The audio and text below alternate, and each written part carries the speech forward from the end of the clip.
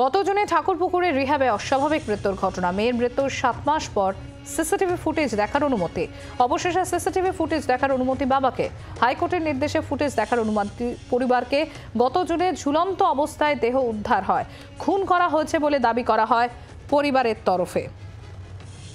গত জুনে ঠাকুরপুকুরের রিহ্যাবে অস্বাভাবিক মৃত্যুর ঘটনা। মেয়ের মৃত্যুর 7 মাস পর সিসিটিভি ফুটেজ দেখার অনুমতি। অবশেষে সিসিটিভি ফুটেজ দেখার অনুমতি দেওয়া হলো বাবাকে। হাইকোর্টেরই নির্দেশ, ফুটেজ দেখার অনুমতি পরিবারকে। গত জুনে ঝুলন্ত অবস্থায় দেহ উদ্ধার হয়। খুন করা হয়েছে বলে দাবি করা হয় পরিবারের তরফে। মেয়ের মৃত্যুর 7 মাস পর সিসিটিভি ফুটেজ দেখার অনুমতি পরিবারকে। হাইকোর্টের নির্দেশে সিসিটিভি ফুটেজ দেখার অনুমতি পরিবারকে দেয়া হয়েছে। এবার আপনারা জানেন যে গত জুন মাসে ঝুলন্ত অবস্থায় দেহ উদ্ধার হয়। পরিবারের তরফ থেকে দাবি করা হয় যে খুন করা হয়েছে।